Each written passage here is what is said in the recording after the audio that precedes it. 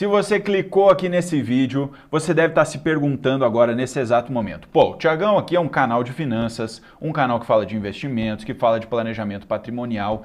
Que raios esse cara quer falar de casamento? Que esse cara quer falar de regime de casamento? O que deu na cabeça dele? Será que ele pirou da cabeça? Será que ele não tomou aí o remedinho hoje? O cara endoidou de vez? Gente, muito pelo contrário. Não tem nada a ver com isso. Me acompanha aqui que vocês vão entender exatamente do que eu estou falando.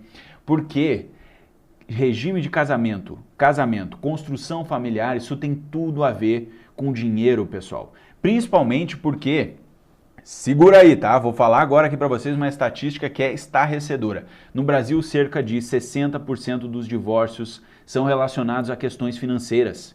Então, pessoal, o casamento, ele é sim uma grande decisão de vida, de família, de construção de patrimônio. Dá para se dizer sem problema nenhum que o casamento é uma decisão estratégica. E no Brasil nós temos vários regimes de casamento. Tem a comunhão parcial, tem a separação total, tem a comunhão universal, tem a união estável, que é uma baita de uma jabuticaba que só existe aqui no Brasil. Então nesse vídeo de hoje nós vamos falar sobre todos esses regimes e principalmente como é que funciona num caso de separação. O que um tem direito, o que o outro não tem direito. Como é que fica a separação dos bens, como é que era antes do casamento, depois do casamento. Nós vamos esclarecer tudo aqui nesse vídeo de hoje. Para você aí que está pensando em se casar, para você que já se casou, para você que está na dúvida aí, pô, será que eu escolhi o regime certo, o regime errado? E já de antemão eu quero falar para vocês, pessoal. Não existe essa resposta de qual regime é o melhor, qual regime é pior. Existe análise de caso a caso, tá certo? E um disclaimer muito importante aqui, ó, eu, Thiagão, não sou advogado, tá? Eu vou falar aqui, ó, na linguagem que vocês me entendem, na linguagem do povão aqui, na linguagem da minha audiência, que vocês me acompanham aqui, vocês gostam desse linguajar. Então, eu não vou falar juridiquês, até porque eu não sou do jurídico, né? Então eu também não manjo desse negócio. Mas eu estudei para isso, lá na certificação do CFP a gente tem um módulo exclusivo sobre isso aqui, porque tem tudo a ver com planejamento patrimonial, pessoal, tá certo? Então, gente, vamos lá, sem mais delongas, se você também ainda não é inscrito no canal, aproveita agora para se inscrever, deixa o like no vídeo para me ajudar e comenta também suas dúvidas e suas opiniões, tá bom? Então vamos lá, gente, o que eu separei hoje aqui no vídeo? Pessoal, olha isso aqui, gente, para vocês falarem, ó, o pessoal anda dizendo que, pô, o Thiagão inventa estatística, o Thiagão tira número da cabeça dele. Não é verdade. Olha aqui, ó, olha o que eu falei para vocês, ó. No Brasil, estima-se que entre 57% e 60% dos divórcios sejam motivados por problemas financeiros. Então, pessoal, o âmbito familiar, o núcleo familiar, ele precisa sim se preocupar com as questões financeiras, né? Tem que ter o diálogo, isso aqui é muito importante, tá certo? E por isso também aqui o tema do nosso vídeo, ele é tão relevante para a questão do planejamento patrimonial, tá? Então, gente, eu quero começar aqui, ó, sem mais delongas, tá? Vamos falar sobre todos os regimes de bens aqui. Primeiro deles, o regime aqui da comunhão parcial de bens. Esse cara, pessoal, como é que funciona, tá? Ele é o regime padrão, é o regime base, tá certo? Então, ó, se você e sua namorada, sua noiva aí, vocês estão querendo se casar, ou seu noivo também, né? Vocês estão com plano de se casar, tá certo? Vocês vão lá no cartório ou vão lá na igreja, tá? Na igreja católica aqui no Brasil, as outras igrejas não têm essa possibilidade, mas vocês vão lá no cartório, vamos dizer que é no cartório. Aí o negócio é assim, ó, você vai chegar lá, você vai falar, pô, moço, eu e minha noiva aqui queremos nos casar. Aí ele vai te falar assim, ó, pô, beleza, preencha esse formulário aí, e aí lá no formulário vai ter lá, ó, regime de bens. Se você não falar nada de especial, você vai cair na comunhão parcial, tá certo? Esse aqui, ó, é o regime padrão, esse é o regime base para todo mundo. Só vai ser diferente disso se você disser que quer fazer diferente disso, tá? Se você não falar nada, se você não quiser nada de diferente, nada fora do padrão, é aqui que você vai cair, tá certo? Então, pessoal, vou fazer aqui o desenho, ó. Quero que vocês visualizem comigo a linha do tempo, tá? Visualiza aqui comigo a linha do tempo. Vamos dizer que essa aqui é a noiva, tá? A noiva. Deixa eu pegar até uma outra cor de caneta aqui, ó. Vamos ver se eu consigo fazer isso aqui, ó. A noiva aqui, tá? E o noivo aqui em cima, tá? E o noivo aqui em cima. Deixa, na verdade, eu fazer um outro desenho aqui, ó. Esse aqui eu vou apagar, aí eu vou fazer assim, ó, vou pegar uma canetinha preta, só um minutinho, aqui ó, estou fazendo aqui o desenho, não, na verdade é diferente, aqui o desenho, tá? Beleza. Aí, pessoal, o que nós temos aqui, ó, esse cara aqui é o noivo, tá? É o noivo e a noiva. Pô, beleza, bem tranquilo, né? Aí, gente, o que vai acontecer, tá? Essa aqui, ó, esse momento aqui, ó, é o casamento, tá? É o casamento e aqui é a linha do tempo, tá certo? Então, ó, para facilitar as coisas, para facilitar o entendimento, vamos dizer o seguinte, ó. Aqui, os dois noivos têm lá, vamos dizer que eles têm ali 25 anos cada um, tá? Os dois têm 25 anos, tá? O noivo, antes do casamento, ele já tinha, digamos, um carro, tá certo? Ele já tinha um carro. E a noiva, ela tinha já ela tinha um imóvel. Vamos dizer que ela tinha um imóvel, tá? Então ela tinha já aqui um imóvel também, tá certo? Beleza. Se eles se casarem na comunhão parcial de bens, o que vai acontecer, pessoal? Antes aqui do casamento, ó, nós tínhamos um indivíduo, tá certo? Um indivíduo. E aqui outro indivíduo, tá certo? Era o indivíduo noiva e o indivíduo noivo, tá? E aí depois do casamento nós temos aqui uma família, tá certo? Uma família. E aí, gente, o que vai acontecer, ó? Antes do casamento, o que é do noivo, então o carro pertence a ele particularmente, e o imóvel pertence somente à noiva particularmente, tá? Então, ó, a casa é da noiva e o carro é do noivo, tá certo?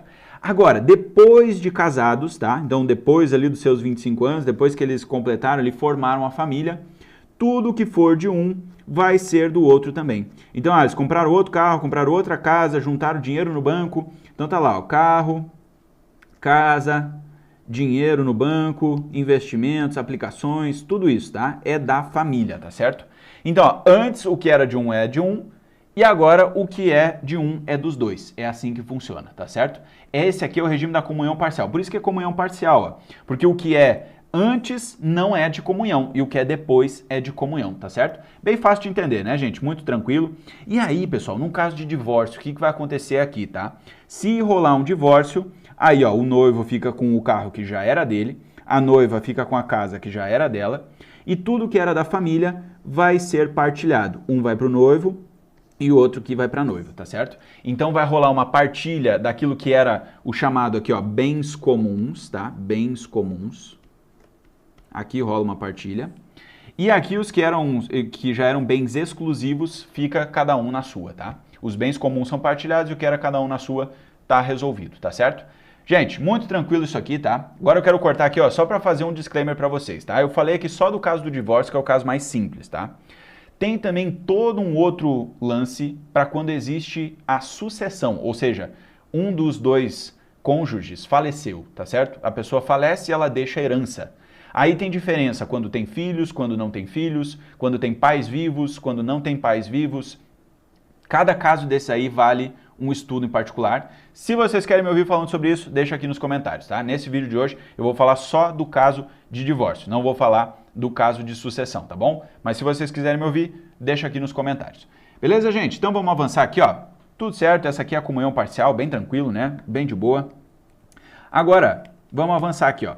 Tem a comunhão universal, pessoal. Essa aqui é mais fácil de entender ainda, né? Porque daí o que vai acontecer, ó? A gente vai ter aqui a noiva e o noivo, né? Mesma história de antes, mesma coisa, tá certo? Só que aí, gente, a linha do tempo vira uma coisa só. Na verdade, nem tem linha do tempo, né? Por quê, ó? Porque agora só o que existe é a família, tá certo? Só o que existe é a família. Não tem mais bens exclusivos, não tem bens individuais, tá? Na verdade, existem algumas exceções, tá? Existem algumas exceções, mas tudo que há é a família, tá? Vou falar dessas exceções aí, vou dar um exemplo só de exceção, tá? Vamos dizer aqui, ó, o noivo aqui, né, o marido, nesse caso agora, né, o marido, ele recebeu uma herança, tá? Ele já era casado com comunhão parcial, mas ele recebeu uma herança. Essa herança, ela não é comunicável, tá certo? A herança não é comunicável. Herança não comunica. Tá certo? Não comunica com os bens da família. A herança é sempre um bem exclusivo individual, tá? Ela não é um bem da família. Então, em caso de divórcio, isso é muito importante, tá? Muitas vezes o pessoal que é, por exemplo, um grande empresário, né? Um cara que tem uma empresa, e aí ele tem uma filha, né? E ele deixa de herança a empresa toda para a filha, né? Por exemplo. Aí, ó, se o noivo, né? O genro, nesse caso aqui, ó, o cara que casou com a filha do empresário, em caso de divórcio, ele não vai ter acesso à empresa. Por quê? Porque a empresa foi uma herança para a filha. E aí a empresa não comunica com os outros bens dela, tá certo? Isso aí é um detalhe super importante. O único caso em que o genro aqui, nessa situação, ele vai ter acesso à empresa é em caso de falecimento da filha, tá? Se a filha faleceu, o genro vai entrar como herdeiro. E aí ele vai começar a ser sócio da empresa também. Mas isso é só um parênteses, tá? Só um detalhe aí nesse tipo de planejamento, tá? Mas a comunhão universal é assim que funciona, né? A família é tudo que há e bens herdados aí, eles não se comunicam na comunhão aqui dos bens da família, tá? Só esse detalhe que é importante. Isso aqui vale para todos os outros regimes de casamento, tá? Aqui na comunhão universal é uma forma mais simples de mostrar isso, mas lá na comunhão parcial também valeria, nas outras também valeria, é tudo da mesma forma aqui, tá? Bem de boa, né, pessoal? Muito tranquilo? E aí, gente, como é que é na separação total? Olha só, esse aqui é um regime até que é mais polêmico, né? Porque, pô, muitas vezes o cara vai falar assim, pô, não posso casar com separação total, né? Minha mulher vai achar que eu tô querendo dar um golpe nela, ou vice-versa, né? Pô, meu marido vai achar que eu quero dar um golpe nele e tal. Mas não, gente, a separação total de bens, ela é um dos regimes de bens aí mais estratégicos de todos, tá? O negócio aqui é o seguinte, ó, nunca existe comunhão. Tudo que é do noivo continua sendo do noivo, e o que vem depois também, e da noiva a mesma coisa, tá? Da noiva a mesma coisa, continua sendo da noiva. E aí, gente, tem um caso em particular que a separação total de bens, ela é clássica, assim, ó, é recomendado sempre.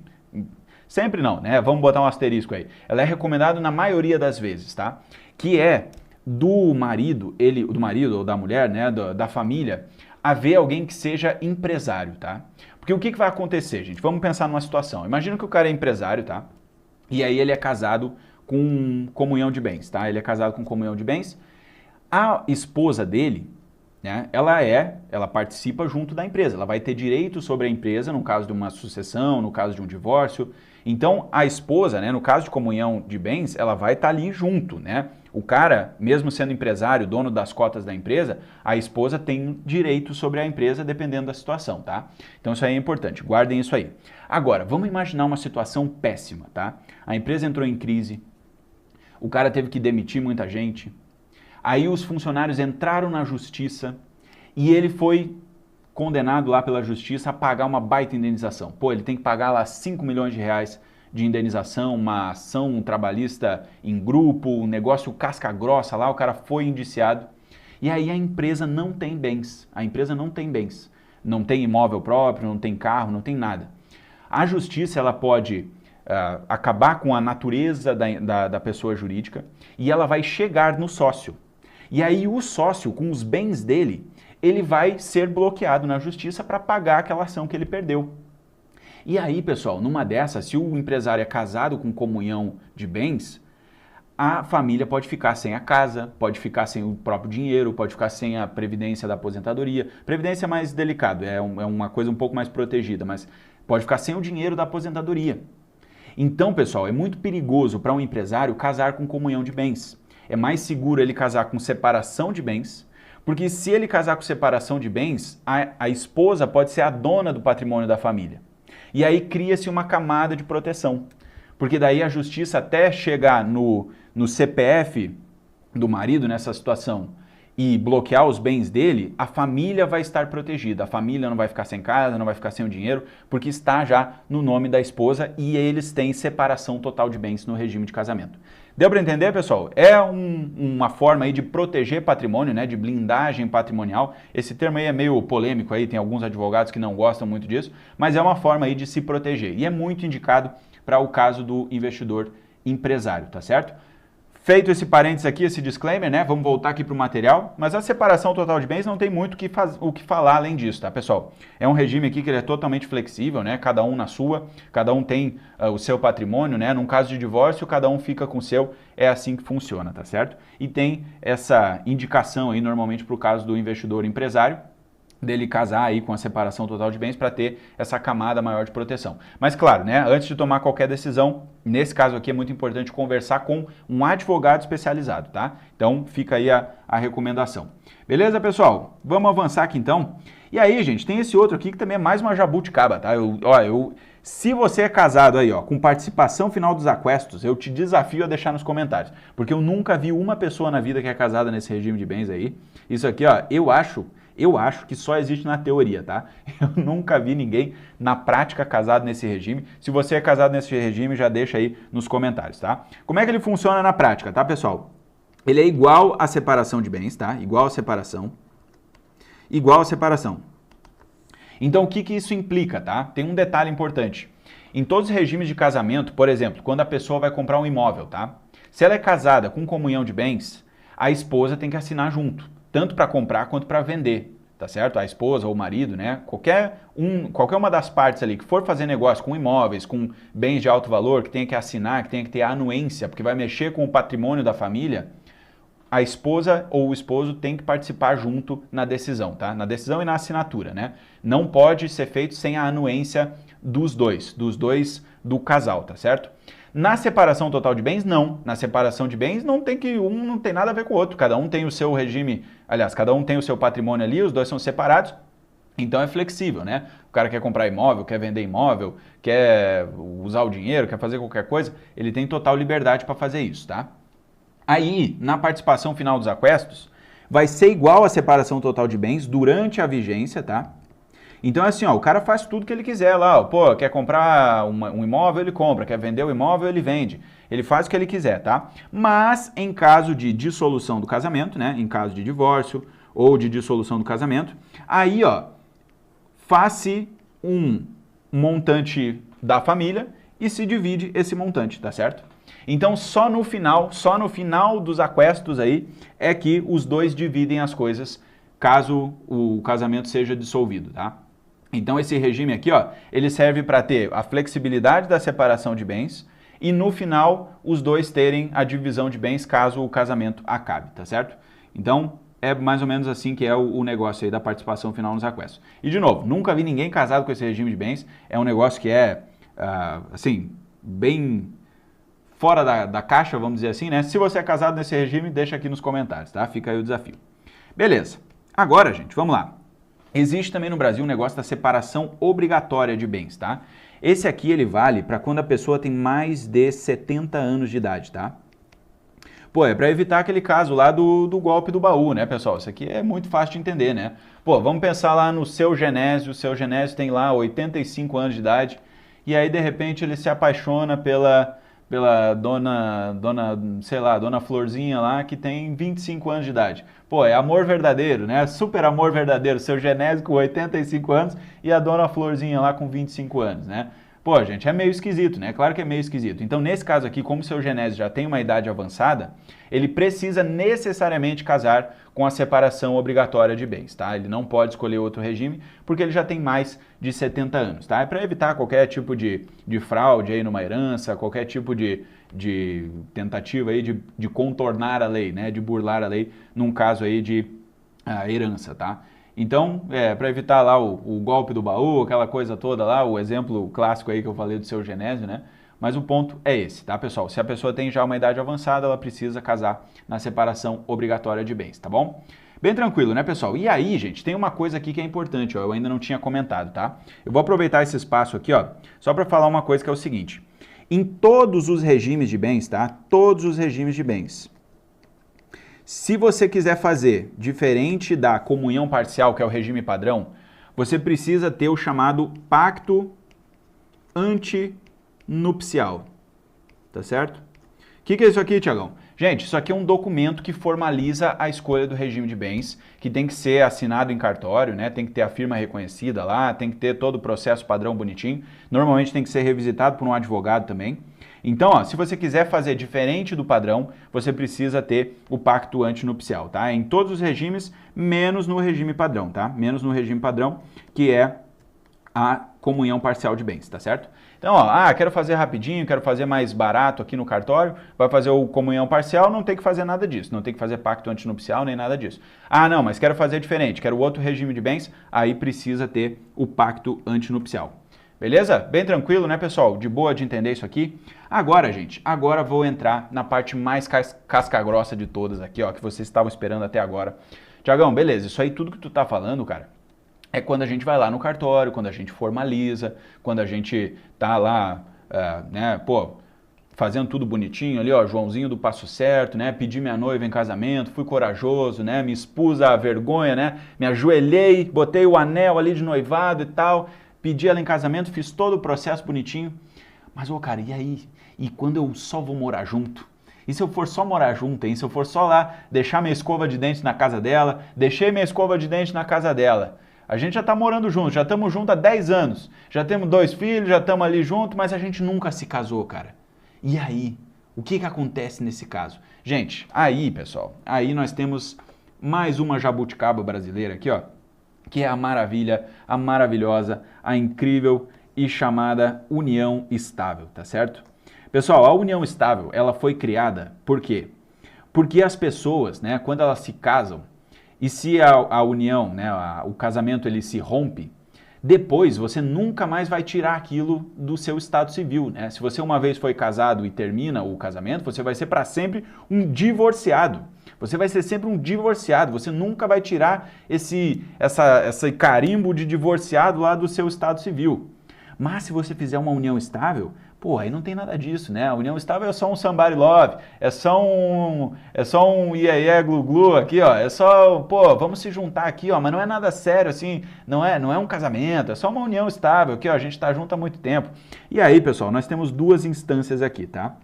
Nós temos a união estável que é formalizada, tá certo?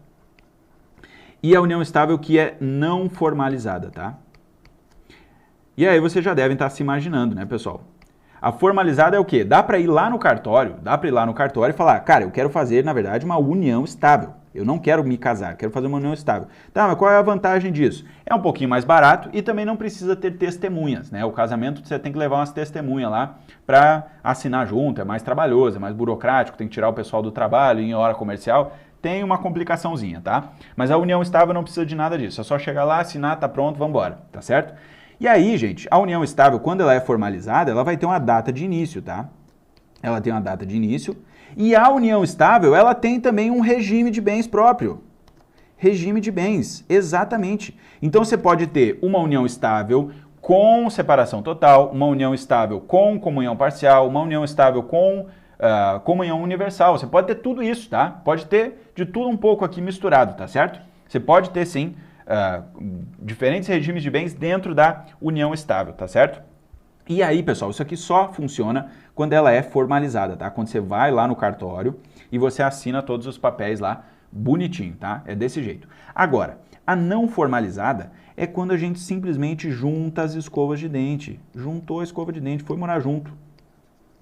Pô, fui morar junto, cara, juntei a escova de dente e agora? Cara, aí, ó, como é que funciona, tá? Você não vai ter nada formalizado. E aí, qual é a definição de união estável, tá? A definição de união estável, gente, ela é o seguinte. Ela é uma união duradoura e que tem a intenção de constituir família, tá certo? Essa é a definição padrão. É um negócio que ele é altamente subjetivo, tá? Então não tem uma regra definida, não é assim, ó, ah não, eu tô há 6 meses com ela, já é união estável. Ah não, eu tô há 3 meses, já é união estável. Ah não, eu tô, sei lá, fazendo qualquer coisa, já é união estável. Não é assim, tá?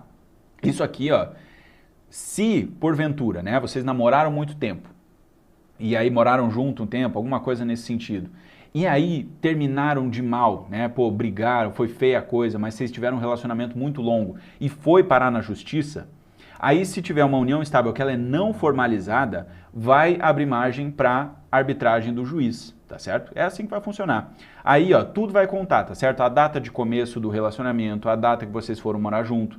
Tem vários casos aí que são muito bizarros disso aí, tá? Tem caso que precisa chamar lá o porteiro do prédio para depor, e aí o porteiro do prédio vai dizer, não, o seu fulano ia na casa lá da dona Ciclana 3 vezes por semana. Eu sei o nome dele de cor, eu deixava ele passar reto lá, ó. Ele ia toda hora lá, ele estava toda hora lá. Aí o cara fala, não, mas a gente não morava junto. Mas daí o porteiro fala, não, mas ele ia 3 vezes por semana. Aí o juiz vai ter que decidir, isso aí é ou não é união estável? Estão entendendo o nível da coisa aqui, tá? Então, gente, isso aqui, ó, abre brecha aí para vários problemas, tá? Abre brecha para disputa judicial, para brigas depois de partilha de bens, de, sei lá, de várias coisas aí que podem acabar acontecendo, tá? Mas o que é mais importante aqui, ó? Se mora junto, já é união estável, tá? Não tem nem conversa mole aqui. Ah, se tem relação financeira também, tá? Um exemplo aí que eu já vi acontecer aqui na minha atuação aqui na consultoria. O cara não queria que tivesse uma união estável, mas a enteada dele estava como beneficiária do plano de saúde. Pô, cara, relação financeira direta, né? O cara pagava o plano de saúde, ela usava, usufruía. É muito provável que isso caracterize já uma união estável, né? Claro que depende de várias coisas, mas esses detalhes aí são muito importantes, tá? Então, dica para todo mundo aí, ó, gente. Se estiver morando junto aí, ó, só juntando a escova de dente, vamos resolver essa situação, né? Vamos deixar as coisas claras aí, tá certo? Eu sei que é uma conversa difícil, imagina chegar lá para o seu companheiro, né? Falar, pô, amor, a gente nunca fez nada disso, mas vamos de repente lá fazer uma união estável só para formalizar, para ver se tá dando tudo certo, né? Se tá de boa aí, se tá tranquilo. E isso aqui é até uma outra coisa importante, né? Esse tipo de conversa aqui, ele é muito delicado, né, pessoal? Não é assim simplesmente chegar e falar, pô, vamos lá, vamos resolver a nossa vida, né? É muito delicado. Às vezes a pessoa acha, não, o que ele tá querendo? Tá querendo me sacanear? Tá querendo me dar um golpe? Por que tá puxando esse assunto agora, né? Então é um assunto delicado mesmo, é complexo. Mas é importante ter esse conhecimento aqui para você saber dos riscos, né? Dos perigos que envolvem aí você construir um lar, uma família, em cima de algo aí que não tem as regras esclarecidas, tá certo? Então, gente, para finalizar aí o vídeo de hoje, deixa eu avançar aqui o material, ó. Ih, deixa eu até apagar. E aí, pessoal, o que eu estava falando para vocês, ó, isso aqui tem tudo a ver com planejamento patrimonial, né? Então, ó, vai ter impactos diretos na sucessão patrimonial, isso aqui eu posso falar melhor em outro vídeo. Diferença, né, entre bens adquiridos antes e depois do casamento, cada um deles tem a sua regra, a gente falou sobre isso. Vai ter reflexos tributários, tá? Se a pessoa quiser passar um bem de um para o outro, pode ter imposto de doação, isso aqui é outro tópico importante também. E aí, ó, é muito importante ter um pacto antinupcial bem estruturado, ó. Precisa ter isso claro, né? Se você quer casar diferente da comunhão parcial, tem que ter isso aqui estabelecido, né? E escolher errado pode custar milhões ao longo da vida. Pessoal, eu vou finalizar esse vídeo aqui, ó. Antes de fechar, eu vou contar essa história aqui pra vocês, ó. Mas aí, ó, já tô me encaminhando pro final e o negócio é o seguinte, ó. Tem uma história lá do Flávio Augusto. Vocês conhecem o Flávio Augusto, né? Com certeza conhecem. Que é muito engraçado, é icônica. Esse vídeo aí bombou, viralizou, mas o negócio é assim, ó. O cara, muitas vezes, ele constrói a riqueza dele, né? Cresce na vida aí, ele avança, cria uma grande empresa, dá certo na vida, e ele começa a achar que ele é bonitão, né? Ele começa a achar que ele é, pô, agora ele tá doce, né? Enriqueceu, tá bonitão, né? Papapá, aquela conversa toda. Você nunca pode se esquecer, cara. Não se esqueça que você é feio, cara. Tá certo? Não se esqueça que você é feio. Por quê? Porque o divórcio, pessoal, ele pode simplesmente acabar com toda a sua construção de patrimônio. Ele pode ser um negócio que vai dilacerar todo aquele império que você construiu, tá certo? Então essas coisas aqui, elas são muito importantes de ser consideradas, né? De serem pensadas estrategicamente. Então, o intuito aí desse vídeo é trazer essa luz, essa clareza, né? Para o planejamento patrimonial, para a estruturação e para os riscos todos que são inerentes aí à construção patrimonial. Beleza, pessoal? Se você gostou desse vídeo, não esquece de deixar o seu like aqui, deixe o seu comentário também. Muito obrigado por assistir, um grande abraço a todos e até a próxima.